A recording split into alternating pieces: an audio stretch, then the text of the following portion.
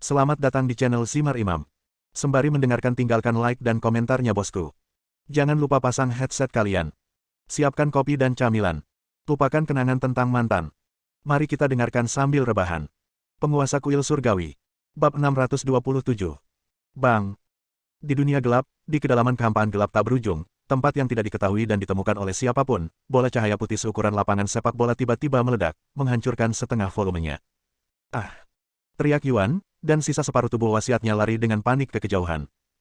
Namun tak lama kemudian, ribuan kilat hitam muncul di kedalaman kehampaan yang gelap, menebas tubuh Yuan. Hulalala. Kemudian setelah kilat hitam yang tak terhitung jumlahnya penuh aura penghancur meledak, ada ribuan rantai hitam yang terkondensasi dari jalur gelap yang langsung menembus bola cahaya putih di belakang. Dalam sekejap, bola cahaya putih itu penuh dengan lubang, dan kemudian kembali tertancap di kehampaan yang gelap, tidak bisa bergerak sama sekali. Ah! Dalam kehampaan yang gelap, jeritan melengking Yuan terus keluar. Terlebih lagi, pada saat ini, aura di tubuh Yuan juga telah turun ke tingkat yang ekstrim, dan dia sangat lemah. Aura di tubuhnya baru berumur 3 kalpa lebih sedikit. Dengan kekuatan sebesar itu, saat menghadapi Diga lagi, ia tidak akan mampu menahan serangan Diga. Bas! Saat berikutnya, sosok gelap besar di Jia muncul di depan Yuan, dan di Jia berubah menjadi pria jangkung dan berjubah hitam. Yuan, kamu hanyalah seorang pencuri. Seperti yang kubilang, hidup ini adalah yang terakhir. Kamu tidak punya kesempatan. Di Jia memandang Yuan tanpa emosi dan berkata, Bas. Ada gejolak dalam kehampaan, dan tak lama kemudian Yuan juga berubah menjadi pria berjubah putih. Yuan menatap Di Jia dalam-dalam dan berkata, Jia, tidak pasti siapa yang akan menang atau kalah pada akhirnya. Di dunia Departemen Perang, dua dinasti surgawi akan maju. Jika mereka bergabung, Anda boleh tidak menang. Di Jia berkata dengan acuh tak acuh, itu urusanku, tapi bagaimanapun juga, kamu tidak bisa melihatnya, bukan? Setelah Yuan menatap Di Jia lagi, dia terdiam. Tidak ada yang lain. Pada saat ini, Yuan dengan hati-hati merasakan kondisi fisiknya. Keinginannya tidak lagi dapat diringkas menjadi monolit, tetapi mulai menghilang setelah kehilangan separuh tubuhnya. Menurut perhitungan Yuan, dia akan dilahap seluruhnya oleh Diga paling lama dalam 3 hari. Setelah melihat Yuan berhenti berbicara, Di Jia melambaikan tangannya, dan tiba-tiba tubuh Yuan sekali lagi diselimuti oleh api hitam tak berujung di kehampaan. Di Jia memulai penyempurnaan terakhir dari sumbernya. Sumbernya tidak dapat lagi menopangnya lebih lama lagi. Sama seperti Yuan, menurut perhitungan Diga, hanya butuh 3 atau 4 hari baginya untuk melahap Yuan sepenuhnya. Secara alami, Diga tidak akan membunuh Yuan secara langsung, karena bagaimanapun juga, Yuan juga merupakan kehendak kental dari dunia Departemen Perang, yang dapat dikatakan sebagai tubuh spiritual. Keberadaan Yuan sangat langka di seluruh dunia. Oleh karena itu, mampu menelan seluruh sumbernya adalah cara terbaik untuk memaksimalkan manfaat bagi Diga. Dan kini, setelah melemah selama ribuan tahun, Yuan bahkan tidak lagi memiliki kemampuan untuk menghancurkan dirinya sendiri. Sederhana sekali. Diga yang telah mengejarnya selama ribuan tahun tidak akan memberinya kesempatan itu. Beberapa menit kemudian, Yuan sekali lagi diselimuti oleh amukan api gelap, dan Diga juga menempatkan penghalang demi penghalang di sekitar kehampaan gelap ini untuk menyembunyikan aura di sini. Terkadang, nasibnya sangat mirip. Di dunia ini, Xiao Tianzi juga telah membuat rencana untuk 3 atau 4 hari ke depan. Adakan pernikahan untuk semua saudara, lalu coba promosikan Tianxia ke dinasti surgawi. Di dunia gelap, Kaisar Yu, Kaisar Zhou, dan Kaisar Qiong juga menggunakan semua rahasia mereka untuk maju ke dinasti langit kegelapan dalam waktu 3 hari. Terakhir kali Di Jia menelan Yuan sekarang adalah 3 atau 4 hari kemudian. Semua ini sepertinya memiliki tangan takdir yang tak kasat mata, diam-diam mengendalikan dan mengatur segalanya. Perlahan-lahan, kegelapan di kehampaan menjadi sunyi, dan baik Yuan maupun Diga tidak membuka mulut untuk berbicara.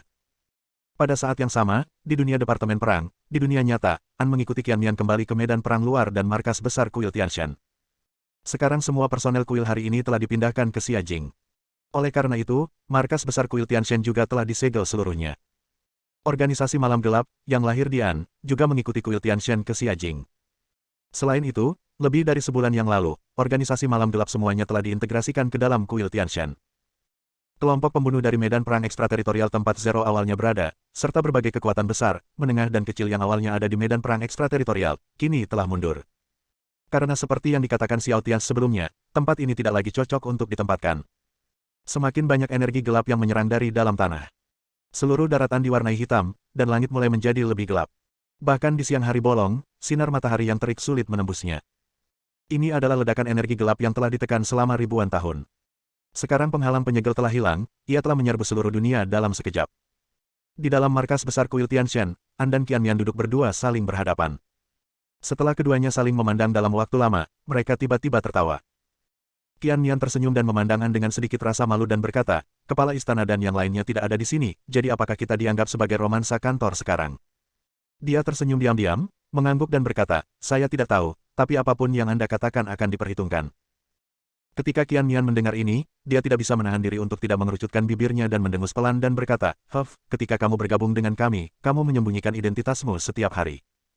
Kamu, Pangeran Agung dari organisasi Malam Kegelapan, mengambil mie dan membantai untuk mengalahkan ayahmu dan yang lainnya setiap hari. Hanya untuk pamer di hadapanku, hanya kamu yang bisa melakukan hal semacam ini. Dia tersenyum diam-diam dan berkata, itu bukan apa-apa. Bagaimanapun, pada saat itu, kuil surgawi dan organisasi Malam Kegelapan kita perlu tumbuh dalam pertempuran, dan selain itu, pembangkit tenaga listrik teratas belum mati. Terlebih lagi, itu adalah urusanku. Kakak sudah tahu. Qian Nian tertegun dan bertanya dengan heran, kakak tertua sudah lama mengetahui tentangmu.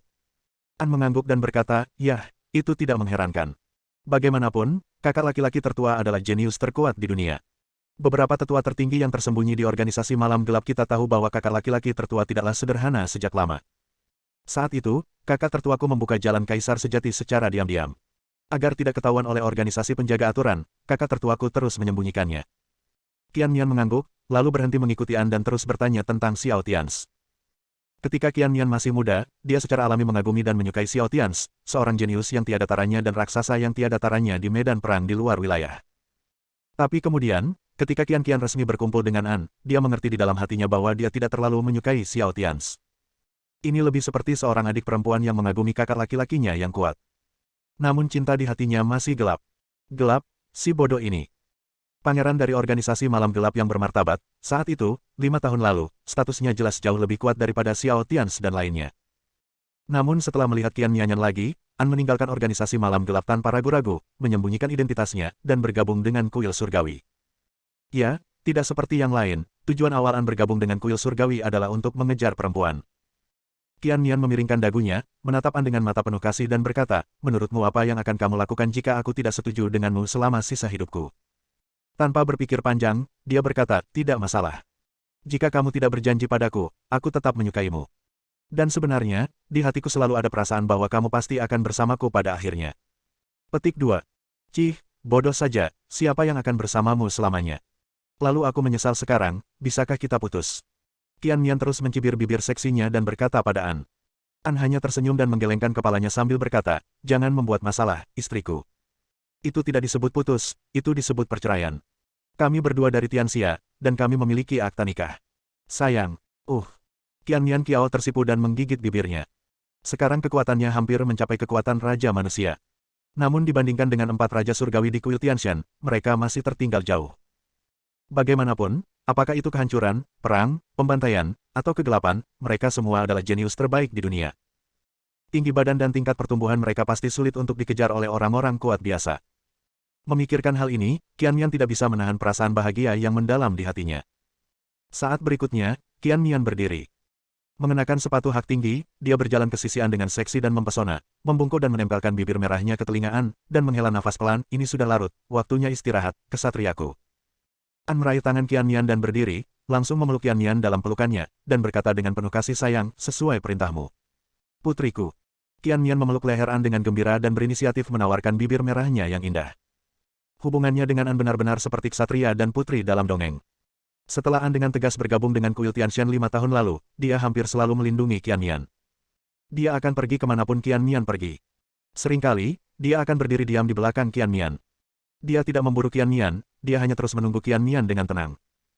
Namun begitu Qian Nian menghadapi bahaya di medan perang di luar wilayah, pedang panjangan akan terhunus dalam sekejap dan langsung membunuh sarang lawan tanpa henti. Dan kini, keduanya akhirnya meraih hasil positif. Tidak ada kisah dramatis di antara keduanya, sangat sederhana namun bertahan lama. Di lembah gerbang timur, pada malam hari, Zan memegang tangan Dongfang Qianqian dan duduk di sebuah paviliun di dalam hutan. Hanya ada mereka berdua di malam hari, dengan api unggun menyala di sekitar hutan, dan mereka tidak merasakan kedinginan. Hubungan antara Zan dan Dongfang Qianqian juga lebih sederhana, tetapi sangat murni. Ketika keduanya masih sangat muda, mereka diam-diam membuat komitmen seumur hidup di hutan ini tanpa memberitahu Dongfang Muyu dan yang lainnya. Selama bertahun-tahun, Dongfang Qianqian telah melakukan berbagai persiapan untuk menikahkan versi dirinya yang paling sempurna dengan Zan. Faktanya, Di kemudian hari, seiring bertambahnya usia dan Dongfang Qianqian akhirnya tumbuh menjadi wanita cantik di usia 20-an, dia sering berpikir bahwa Zhan tidak akan pernah kembali. Namun hingga beberapa bulan lalu, ketika klan Dongfang mengalami krisis yang fatal, kakaknya Zhan kembali. Beberapa bulan yang lalu, Zhan muncul di momen paling putus asa di Dongfang Qianqian, membawa pedang yang berat. Dongfang Qianqian tidak akan pernah melupakan kejadian itu dalam hidupnya. Sejak saat itu, Dongfang Qianqian tahu bahwa dia bukanlah satu-satunya yang masih mengingat perjanjian awal. Lebih dari 20 tahun yang lalu, dua anak kecil membuat perjanjian seperti bermain rumah-rumahan, namun di dalam hati mereka, mereka membentuk perjanjian yang paling tulus satu sama lain. Saudara Zhan, saat aku besar nanti, aku, Dongfang Qianqian, pasti akan menikahimu. Aku akan berdandan cantik dan menunggumu menikah denganku. Qianqian, tunggu saja aku. Aku pasti akan menjadi pahlawan yang tak tertandingi di masa depan dan kembali untuk menikahimu. Jadi, 20 tahun kemudian, gadis kecil itu tumbuh menjadi gadis cantik yang lembut dan baik hati. Anak laki-laki yang menggendong seorang gadis kecil di punggungnya telah benar-benar tumbuh menjadi pahlawan yang tak tertandingi. Saudara Zhan, aku ingin kamu menggendongku. Dongfang Qianqian memandang Zhan di depannya dengan penuh cinta. Zhan menggelengkan kepalanya dan tersenyum, memegang tangan Dongfang Qianqian dan berkata, Qianqian, kamu hamil. Biarkan aku menggendongmu kembali. Dongfang Qianqian mengangguk, oke. Zhan, dengan hati-hati membungkuk dan mengambil Dongfang Qianqian, dan berjalan menuju ruangan jauh di dalam lembah. Dongfang Qianqian meringkuk di pelukan Zhan, dengan kepala di dada Zhan. Adegan ini masih sama seperti 20 tahun yang lalu. Dan 2 hari kemudian, mereka yang telah menunggu satu sama lain selama 20 tahun, akhirnya akan menikah. Bab 628. Hari baru lainnya telah tiba, dan matahari terbit di atas daratan Tianxia terbit seperti biasa, dan cahayanya masih menyinari bumi. Bahkan sekarang, beberapa tempat di wilayah Tianxia mulai mengalami peningkatan energi hitam, namun setidaknya Xia Jing dan kota-kota besar di pusat Kyushu belum terinfeksi energi hitam sama sekali. Hingga saat ini, termasuk Xia Jing, ditambah 9 kota besar di 9 negara bagian Tianxia lainnya. Sebanyak 10 kota besar telah menjadi tempat berkumpulnya masyarakat di wilayah Tianxia, 10 naga emas takdir nasional terus meningkat dan berkembang, menekan kegelapan. Di halaman rumah Xia Jingtang, Xiao Tians, yang sedang sarapan, tinggal bersama Gao Weiwei dan Xiao Xiao. Rencana hari itu dimulai di pagi hari, jadi Xiao Tians pertama-tama mengajak Xiao Xiao berolahraga selama setengah jam. Kemudian dia duduk di meja di samping rumput dan mempelajari pekerjaan rumahnya bersama Xiao Xiao. Tidak peduli bagaimana dunia luar berubah, kehidupan kecil dan studiku pada dasarnya tidak pernah terganggu. Tidak ada yang lain, karena ayah kecilku adalah kaisar tertinggi dan satu-satunya kaisar di dunia departemen perang saat ini. Xiao Tians memiliki keyakinan mutlak untuk memimpin Tianxia dan orang-orang di dunia departemen perang untuk memenangkan pertempuran terakhir. Namun kini semuanya sebenarnya sudah diatur, dan semuanya tinggal menunggu hasil akhirnya. Dalam 2 hari terakhir, meskipun Xiao Tians tidak dengan sengaja mempraktikkan jalan tuan. Tapi level Overlord Dao dan Dao Yunnya sudah berada di puncak 3 kesengsaraan, tidak lebih buruk dari Di Qiong. Tentu saja, ini adalah kartu truf tersembunyi Xiao Tians.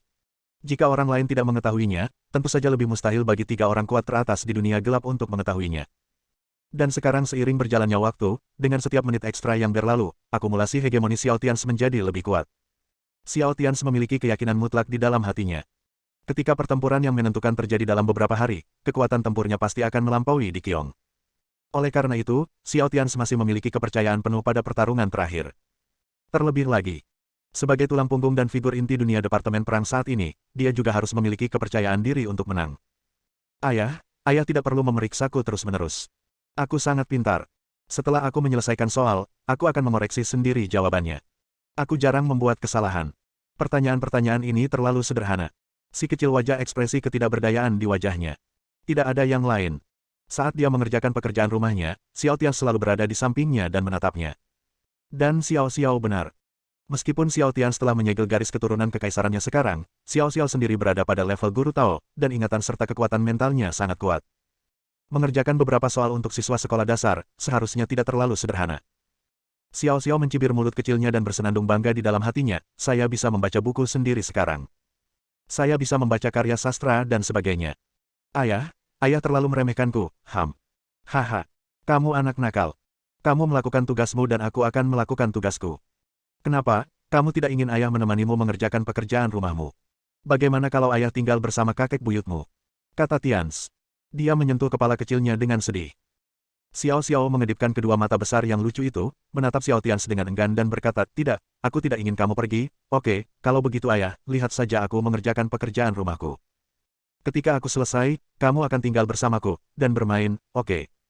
Xiao Tians tersenyum dan mengangguk, baiklah. Kemudian, sinar matahari yang cerah dan hangat menyinari rumput, dan juga pada Xiao Tians dan Xiao Xiao.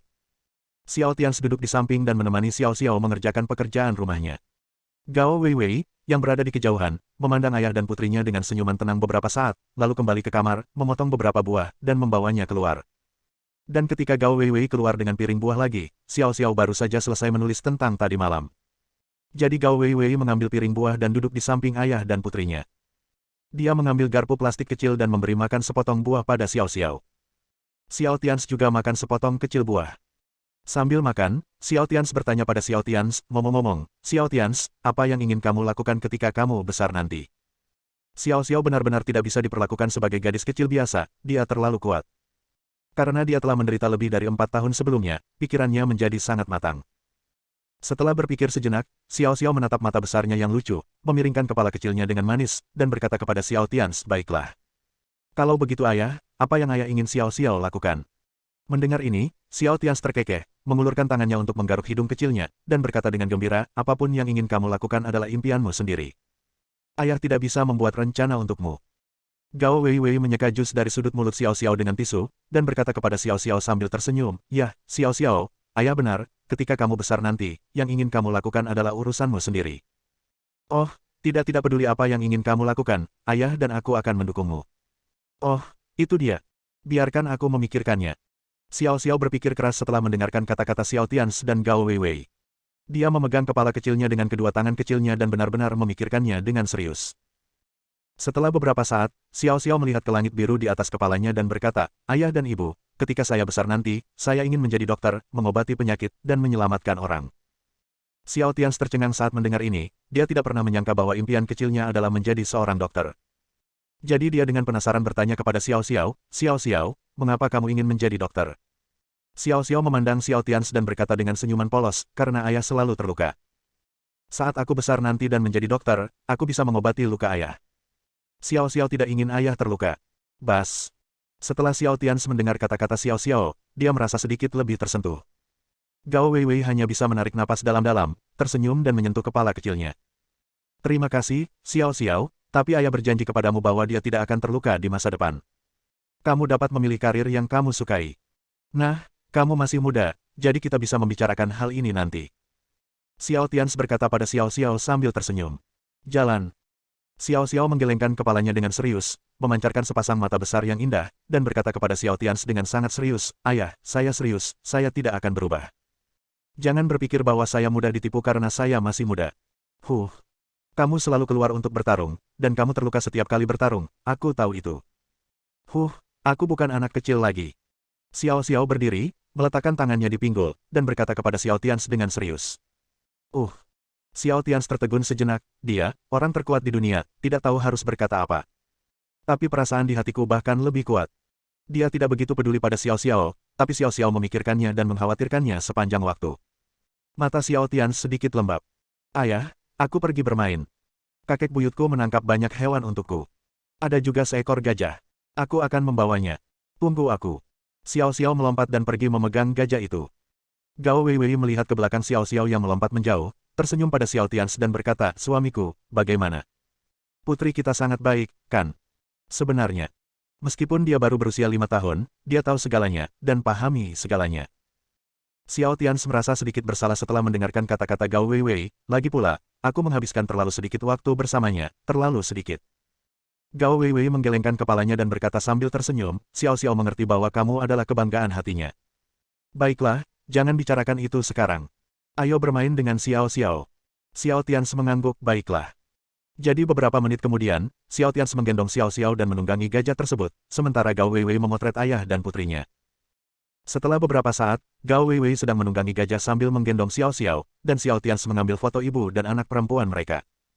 Setelah bermain-main dengan gajah beberapa saat, Xiao Tians dan Gao Weiwei bermain elang menangkap ayam bersama Xiao Xiao. Untuk sementara, Xiao Tians berperan sebagai elang dan Xiao Xiao berperan sebagai ayam, bersembunyi di belakang Gao Weiwei menghindari penangkapan Xiao Tians. Setelah beberapa saat, Gao Weiwei memainkan peran elang lagi, dan Xiao Tians melindungi Xiao Xiao. Kemudian Xiao Xiao berperan sebagai elang dan Gao Weiwei berperan sebagai ayam. Hahaha.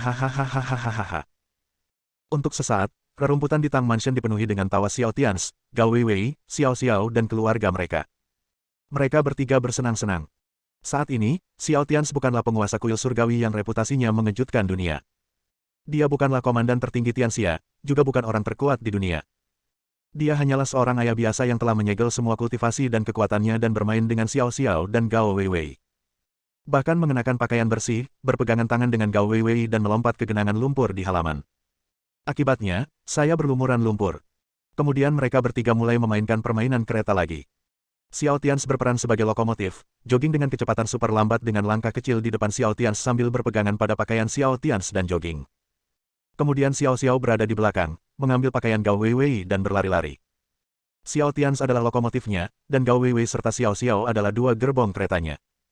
Kemudian Xiao Tians, kepala keluarga, membantu kereta kecil keluarga itu menemukan jalan ke depan. Jauh dari tepi rumput, Tang Yun dan Tang Yan berdiri di balkon sebuah villa, menyaksikan Xiao Tians dan tiga anggota keluarganya bermain di rumput dari kejauhan. Tang Yan adalah saudara kandung Tang Yun dan bibi Xiao Tians.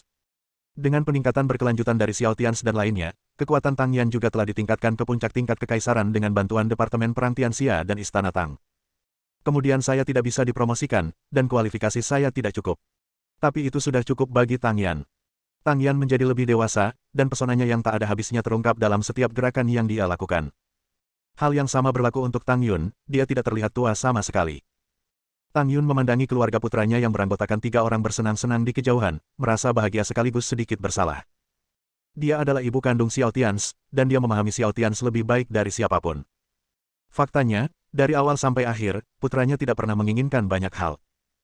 Di bawah pendidikannya, Xiao Tians telah menjadi alternatif di kalangan generasi kedua kaya Xia Jing sejak dia masih kecil. Dan memiliki hati yang baik. Tapi sekarang sudah menjadi seperti ini. Jumlah pertempuran yang saya alami mungkin ribuan kali. Ada banyak krisis hidup dan mati. Kak, lihat betapa menyenangkannya Tians, Weiwei, dan Xiao Xiao. Mungkin, inilah yang paling diinginkan Tians, kaisar seperti apa, komandan pertama Tianxia yang seperti apa, bahkan yang ada dalam legenda kaisar manusia tertinggi, Tians, benar-benar tidak peduli sama sekali. Tang Yan melihat pemandangan keluarga Xiao Tians bermain-main dengan gembira di kejauhan, dan berkata kepada Tang Yun dengan sedikit emosi. Tang Yun tersenyum dan mengangguk, ya, inilah yang diinginkan Tians. Saya sangat berharap dunia ini akan selalu seperti ini, tenang dan damai, dan Tians tidak perlu terlalu lelah, dan dia tidak perlu menghalangi hidupnya sendiri lagi. Lagi pula, akulah, sang ibu, yang menyakitinya dan memaksakan tanggung jawab yang bukan miliknya. Itu juga merupakan tanggung jawab seluruh Tianxia dan seluruh dunia Departemen Perang. Kata Tang Yun dengan nada menyalahkan diri sendiri. Menyalahkan. Rasa bersalah Xiao Tians tidak pernah hilang dari awal sampai akhir. Hanya kali ini, ketika Tang Yun sekali lagi menyalahkan dirinya sendiri karena mengucapkan kata-kata ini, Tang Yan, yang duduk di sebelahnya, menggelengkan kepalanya karena tidak setuju, tidak, saudari, Tians sampai pada titik ini karena kamu. Tapi aku kupikir kamu hanya memainkan beberapa peran pada awalnya. Kak, hanya dalam waktu 5 tahun, Tians telah tumbuh menjadi orang nomor 1 di dunia saat ini. Apa menurutmu itu semua karena kamu? Hah? Tang Yun gemetar. Ini pertama kalinya dia mendengar pendapat berbeda. Jadi dia mengerutkan kening dan bertanya pada Tang Yan, kakak, apa yang ingin kamu katakan? Tang Yun tersenyum dan menggelengkan kepalanya, terus melihat sosok Xiao Tians di kejauhan, dan berkata kepada Tang Yun, kakak, jangan terlalu menyalahkan dirimu sendiri. Alasan terbesar mengapa Tians berkembang hingga saat ini bukanlah kamu. Itu dia sendiri. Kebaikannya sendiri, ketekunannya, keberaniannya, pikirannya, tanggung jawabnya, dan kualitas-kualitas lainnya yang ada di dalam tulangnya sendiri.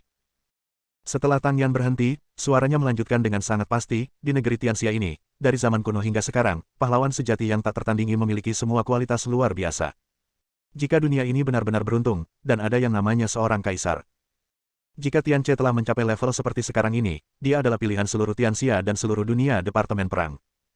Dunia ini telah diselimuti kegelapan selama ribuan tahun, dan selalu berada di bawah ancaman kegelapan. Dan jika seperti yang Anda simpulkan, dunia ini adalah kehidupan terakhir. Tianche itu. Kemunculannya berarti bahwa seluruh dunia Departemen Perang secara sengaja atau tidak sengaja telah memilih dari ratusan juta makhluk hidup yang benar-benar orang yang berani dan tegas. Tang Yun tidak bisa menahan diri untuk tidak terdiam setelah mendengarkan kata-kata kakaknya. Adik perempuannya sangat mirip dengan dirinya dalam beberapa aspek. Tang Yan telah dipengaruhi oleh Tang Yun sejak dia masih kecil, dan dia juga suka membaca berbagai buku klasik, rekaman, dan buku. Pengetahuannya juga sangat luas. Hari ini, ketika Tang Yun mendengarkan kata-kata Tang Yan, dia tiba-tiba merasa bahwa apa yang dikatakan Tang Yan masuk akal sampai batas tertentu. Tang Yun tidak bisa menahan diri untuk tidak mengerutkan kening dan berpikir keras. 5 tahun lalu, Tang Yun menghabiskan seluruh upayanya untuk membantu Xiao Tians menemukan warisan generasi Master Kuil Surgawi. Dia awalnya mengira Xiao Tians pada akhirnya akan mengikuti pengaturannya. Namun pada akhirnya, Xiao Tians mengabaikan semua pengaturannya dan memulai jalur kekaisaran abadi. Bersambung.